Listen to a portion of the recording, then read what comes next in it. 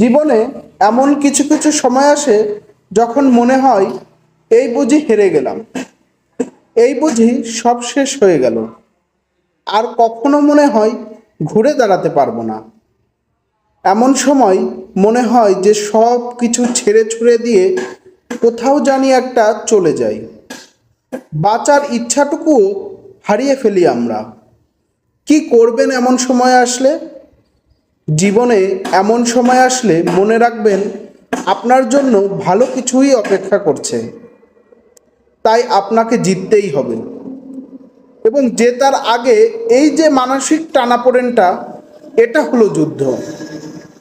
এখানে আপনার প্রতিপক্ষ আপনি নিজেই। মনে রাখবেন আল্লাহ পাক রব্বুল আলামিন উত্তম পরিকল্পনাকারী। তিনি আপনার জন্য উত্তম কিছু ভেবে রেখেছেন।